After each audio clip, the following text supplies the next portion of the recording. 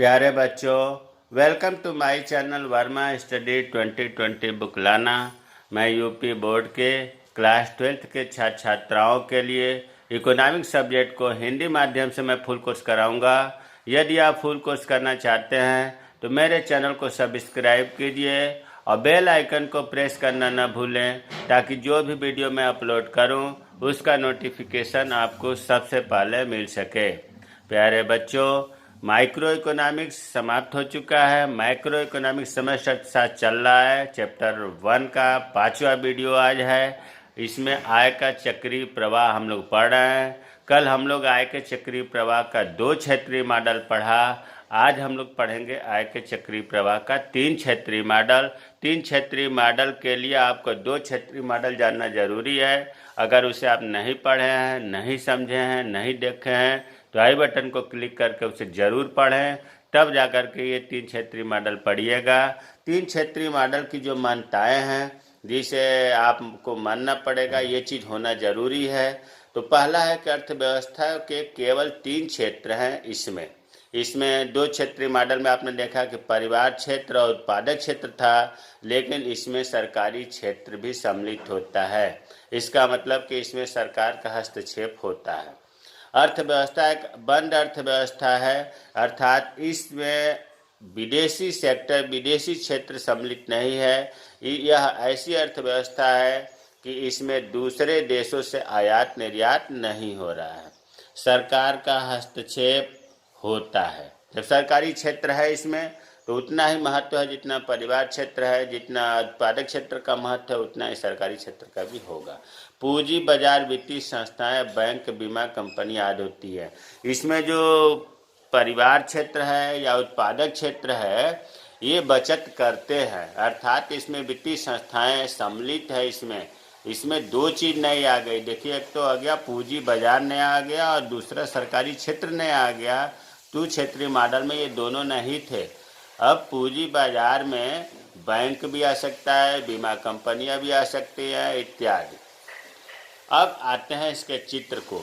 चित्र ही मेन है। चित्र को आपके इम्तहान में कभी भी पूछा जाएगा कि आय के चक्रीय प्रवाह का 3 क्षेत्रीय मॉडल वर्णन करिए, तो आपको चित्र बना करके व्याख्या करना है। और अगर चित्र समझ में आ गया 3 क्षेत्रीय मॉडल तो फिर 4 क्षेत्रीय मॉडल आसानी से समझ में आ जाएगा। अब जो है चित्र बनाते हैं। प्यारे बच्चों, अगर आपके पास समय ना हो तो बाद में देखिएगा, लेकिन स्टार्टिंग से ध्यान से देखिएगा, क्योंकि लास्ट में ये चित्र इतना आपको जटिल दिखेगा कि आप एक बार सोचोगे कि तो संभव ही नहीं है समझना। लेकिन शुरू से जब स्टेप बाय स्टेप देखेंगे तो अपने आप वो चीज़ क्लियर होती जाएंगी। लास्ट में देख करके आप हड़बड़ा जाएंगे। तो देखिए, सबसे पहले इसमें 3 क्षेत्र होता है, तो हम जो है बनाते हैं परिवार। परिवार को हम कहते हैं घरेलू क्षेत्र। और ये हो गया आपका फर्म। फर्म के जगह पर हम उत्पादक क्षेत्र भी लिख सकते हैं। अब तीसरा जो है इसमें जो सम्मिलित हुआ है वो हो गया सरकार। ये सरकारी क्षेत्र। यहाँ तक तो कोई दिक्कत नहीं होनी चाहिए। अब देखो, एक बार ये मान लो कि यहाँ सरकार नहीं लिखा है, हम 2 क्षेत्रीय मॉडल बनाना जा रहे हैं। अर्थात अभी हम 2 क्षेत्रीय, मैं स्टेप बाय स्टेप चलना चाह रहा हूँ ताकि आपको 2 क्षेत्रीय मॉडल याद है तो उतना पहले बना लूँ, फिर उसमें जो संशोधन होगा वो 3 क्षेत्रीय मॉडल का होगा। तो देखो, 2 क्षेत्रीय मॉडल में आपको बताया गया था कि परिवार से फर्म को साधन सेवाएं प्राप्त होता है। तो चलो इसे हम बनाते हैं। परिवार से बड़ा बना रहा हूँ ताकि घोच पोच ना हो जाए। 2 साधन में बता रहा हूँ। यहाँ हमने लिख दिया साधन सेवाएं।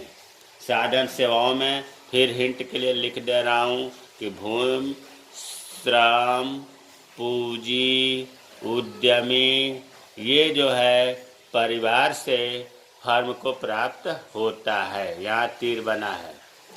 अब इसके बदले में फर्म क्या करता है? इसके बदले में फर्म क्या करता है, इन साधन सेवाओं का भुगतान करता है, पैसा देता है ना। तो यहाँ हमने लिख दिया साधन भुगतान। साधन भुगतान, साधन भुगतान में भूमि के जगह पर लगान दिया, श्रम के जगह पर श्रमिक को मजदूरी दिया, पूंजी के जगह पर ब्याज दिया, उद्यमी को लाभ दिया। ये बताया गया है दो क्षेत्रीय में, वही चीज़ मैं बना रहा हूँ अभी, दो क्षेत्रीय मॉडल ही बना रहा हूँ। ये चीज़ हो गया। अब नीचे उसमें बताया गया था कि फर्म से परिवार को वस्तुएं एवं सेवाएं दी जाती है। बताया गया था कि वस्तुएं एवं सेवाएं, वस्तुएं एवं सेवाएं, फर्म वस्तुएं तैयार करता है जो परिवार को मिलता है, और परिवार इसके बदले में क्या करता है, इसके बदले में फर्म को भाई उपभोग करेगा तो उपभोग पर व्यय करेगा, बिस्कुट का पैकेट लेगा तो बिस्कुट का पैकेट देगा जो फर्म प्राप्त करेगा, उपभोग व्यय हुआ। इतना आपको बताया गया था दो क्षेत्रीय मॉडल। अगर आप पढ़े हैं दो क्षेत्रीय मॉडल तो अभी तक इसमें कुछ भी चेंजिंग नहीं हुआ। अब देखो तीन क्षेत्रीय मॉडल के लिए अब हम आते हैं, इसमें एक तीसरी पार्टी आ गई है, तीसरा क्षेत्र आ गया है सरकार। अब हम सबसे पहले सरकार और परिवार में देख लेते हैं कि क्या संबंध है, किस तरह से आय का प्रवाह होता है। तो देखो सरकार से दिखा रहा हूँ, सरकार जो है परिवार को एक पक्षी अंतरण या ये कहिए कि हस्तांतरण भुगतान, दोनों में एक पक्षी, चलो हम लिख देते हैं एक पक्षी अंतरण। अब ये आप समझो कि एक पक्षी अंतरण क्या है। एक पक्षी अंतरण का मतलब हुआ कि इसके अंतर्गत जो है, मान लो कि कोई विकलांग है तो विकलांग का पेंशन सरकार देती है, मातृत्व लाभ की पैसे देती है, इसके बाद बच्चों की छात्रवृत्ति देती है ना, गरीब लोगों को आर्थिक सहायता देती है, शौचालय बनवाती है, मकान बनवाती है, ये सरकार देती है परिवार को। एक पक्षी का मतलब हुआ कि परिवार को इसे वापस नहीं करना है सरकार को। भाई किसी को अगर विकलांग पेंशन योजना मिले तो वापस थोड़ा नहीं करना है उस परिवार को, उस व्यक्ति को। तो सरकार, अब हमें उम्मीद है कि एक पक्षीय अंतरण या इसी को हस्तांतरण भुगतान भी कहते हैं, ये सरकार देती है परिवार को। और क्या देती है, तीर बना लें पहले। देखिए सरकार जो है परिवार को सेवाओं पर व्यय करती है, लिख दूं सेवाओं पर व्यय, सरकारी व्यय जो करती है। किस मामले में, अरे भाई सरकार जो है, मान लो सेना, सरकार के अंडर में सेना है, सेना को आदमी कहाँ से मिला, परिवार से मिला।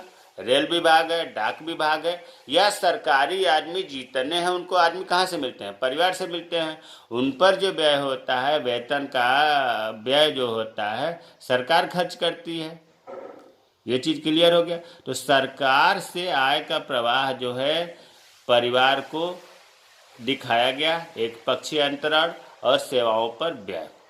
अब प्रश्न उठता है कि परिवार से सरकार को क्या मिलता है, तो हम तीर बना देते हैं इस साइड में। अब परिवार से सरकार, सरकार जो है टैक्स लगाती है, टैक्स, कर, कर में भी अगर आप और डीपली जाना चाहते हैं तो प्रत्यक्ष कर।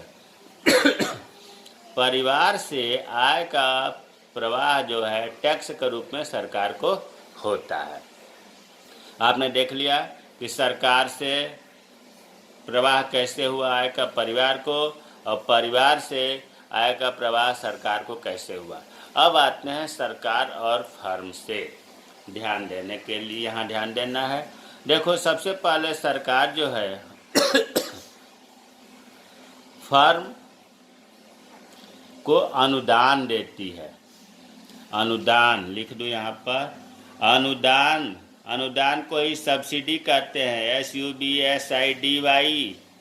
अनुदान, सब्सिडी, छूट, ये चीज हुआ अनुदान दी।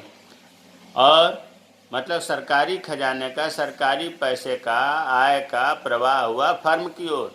और क्या करती है सरकार, जो है फर्म को वस्तुओं और सेवाओं पर व्यय करती है। इसे भी लिख दूं, वस्तुओं और सेवाओं पर व्यय।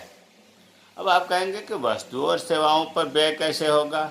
हाँ जी, फर्म वस्तुओं, मान लो फर्म लोहा का उत्पादन कर रही है तो सरकार को भी तो खरीदना पड़ता है। कहीं पुल बनाना हो तो लोहा नहीं खरीदेगी, सीमेंट खरीदेगी, ढेर सारी जो भी सरकार को वस्तुओं की ज़रूरत पड़ती है वो फर्म से खरीदती है तो फ्री में थोड़ी ना खरीदती है, उस पर वह व्यय करती है। तो सरकार के द्वारा सरकारी व्यय फर्म को प्राप्त होता है, सरकार से आय जो है फर्म की ओर प्रवाह हुआ। अब तक दो चीज़ हमने बताया सरकार से फर्म की ओर, एक तो बताया कि सरकार सब्सिडी देती है फर्म को, और दूसरा हमने बताया कि सरकार वस्तुओं और सेवाओं पर व्यय करती है जो फर्म को प्राप्त होता है। अब प्रश्न उठता है कि फर्म सरकार को क्या देती है? चलिए हम तीर बना देते हैं। फर्म जो है सरकार को टैक्स देती है, टैक्स, कर कहते हैं इसको हिंदी में। अब देखो फर्म का जो आय है सरकार की ओर प्रवाहित हुआ, तीर इधर बना हुआ है, ध्यान दो। आप स्टेप बाय स्टेप नहीं समझोगे तो बाद में नहीं समझ में आएगा। दो चीज हमने दिखाया है कि सरकार से फर्म की ओर प्रवाहित हुआ, एक चीज दिखाया टैक्स। उसी तरह इधर भी दो चीज, परिवार को और एक चीज टैक्स। अब ये चीज आपको समझ में आ गया कि परिवार से सरकार, सरकार से परिवार में कैसे आय का प्रवाह होता है, सरकार से फर्म, फर्म से सरकार में आय का प्रवाह कैसे होता है। तो आप बाजी मार लिए। अब हमने ये बताया था कि 3 क्षेत्रीय मॉडल में सरकार तो समाहित होती ही है, इसमें मुद्रा बाजार भी आता है। नई चीज़ एक और, मुद्रा बाजार का मतलब होता है बैंक या कोई वित्तीय संस्थाएं या बीमा कंपनियां। तो मुद्रा बाजार का पूछा जाता है कि नंबर में मुद्रा बाजार क्या है, तो इसमें ये कहा जाए, इसका परिभाषा होगा कि वह बाजार जिसमें परिवार, सरकार, फर्म कुछ बचत करके मुद्रा को रखते हैं। आप बैंक में इसे लिख सकते हो, यहाँ बैंक में लिख सकते हो। अब जब हमने लिख दिया तो देखो परिवार, जितना इसका परिवार है, इसको जितना आय प्राप्त हुआ, सरकार से प्राप्त हुआ या सीधे फर्म से प्राप्त हुआ, ये सब उपभोग नहीं कर पाता है, कुछ बचत करता है। और बचत कहाँ करेगा? बैंक में करेगा, मुद्रा बाजार में करेगा। तो बचत। और कभी कभी परिवार जमीन लेने के लिए, ट्रैक्टर लेने के लिए, मकान बनाने के लिए मुद्रा बाजार से अर्थात बैंक से उधार लेता है, ऋण लेता है। मुद्रा बाजार से उधार भी लेता है, मुद्रा बाजार में बचत भी करता है। उसी तरह से फर्म भी पूरा अपना खर्चा न करके कुछ बचत करती है बैंक में रख करके, तो हमने बचत लिखा। और कभी कभी फर्म जो है मुद्रा बाजार से उधार लेती है, ऋण लेती है, तो हमने बचत उधार दिखा दिया। फर्म और परिवार ही केवल बचत उधार नहीं लेते हैं, सरकार भी बैंक में बचत करती है और कभी कभी सरकार भी बैंक से, मुद्रा बाजार से उधार लेती है। तो इस प्रकार प्यारे बच्चों, ये आपका 3 क्षेत्रीय मॉडल का चित्र समाप्त हो गया। हमें उम्मीद है खूब बढ़िया से समझ में आया होगा। एक बार फिर रिपीट कर दे रहा हूँ कि देखिए 2 क्षेत्रीय मॉडल आप पहले बना लीजिए। परिवार से साधन सेवाएं फर्म की ओर प्रवाहित करिए, फर्म से साधन भुगतान परिवार की ओर करिए, फिर फर्म से वस्तुओं सेवाओं का परिवार की ओर, और परिवार से उपभोग व्यय फर्म की ओर। फिर परिवार और सरकार का दिखाइए कि सरकार से एक पक्षीय अंतरण परिवार को मिलता है, जिसमें उन्होंने बताया वृद्धावस्था पेंशन योजना, शौचालय का, मकान का, गरीबी का, मातृत्व लाभ योजना का, छात्रवृत्ति का, जो वापस न करना पड़े, एक पक्षीय अंतरण के उदाहरण कहते हैं। सरकार सेवाओं पर व्यय करती है, सरकार में जितने लोग कार्यरत हैं उनका वेतन देना, उनको मकान भत्ता देना, जो सरकारी व्यय कहलाता है, परिवार को प्राप्त होता है। परिवार से सरकार को टैक्स दिया जाता है, प्रत्यक्ष कर दिया जाता है। अब सरकार और फर्म में सरकार के द्वारा अनुदान सब्सिडी फर्म को दिया जाता है, सरकार के द्वारा वस्तुओं सेवाओं पर व्यय फर्म को किया जाता है और फर्म के द्वारा सरकार को टैक्स दिया जाता है। अब मुद्रा बाजार या बैंक की बात कर रहा हूँ।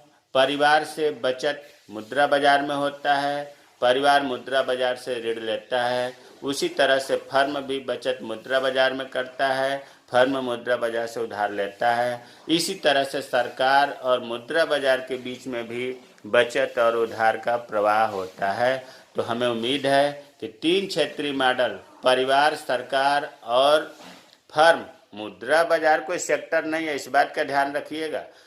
मुद्रा बाजार बैंक है, ये कोई क्षेत्र नहीं है। आपको 3 क्षेत्र, 1 2 3 क्षेत्रों के बीच में आय का कैसे प्रवाह हुआ, ये आपको समझ में आ गया होगा।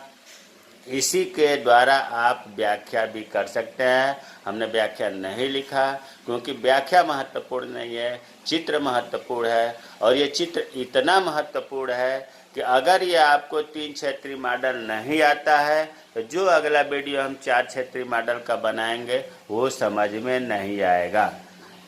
4 क्षेत्रीय मॉडल पढ़ाने से पहले ये 3 क्षेत्रीय मॉडल हमको बनाना पड़ेगा। अर्थात पहले 2 क्षेत्रीय मॉडल बनाएंगे, फिर 3 क्षेत्रीय मॉडल बनाएंगे। या जब इतना बन जाएगा तब जो चौथा क्षेत्र होता है विदेशी क्षेत्र, उसको इसमें हम चौथे क्षेत्र से आय का प्रवाह दिखाएंगे। तो प्यारे बच्चों, बहुत बहुत निवेदन है कि आप आय के चक्रीय प्रवाह को समझने के लिए 2 चक्रीय प्रवाह, 3 क्षेत्रीय, 2 चक्रीय प्रवाह का मतलब 2 क्षेत्रीय मॉडल, 3 क्षेत्रीय मॉडल जरूर समझें। नहीं समझ में आता है तो आप कमेंट बॉक्स में कमेंट करें, मैं रिप्लाई करूंगा, आपको समझाने का प्रयास करूंगा। लेकिन अर्थशास्त्र को इतना निचोड़ करके, इतना घोल करके पीना है कि आपको BA, MA सिविल सर्विसेज में जाने के लिए इकोनॉमिक्स से बिल्कुल डर न लगे। जय हिंद, जय भारत।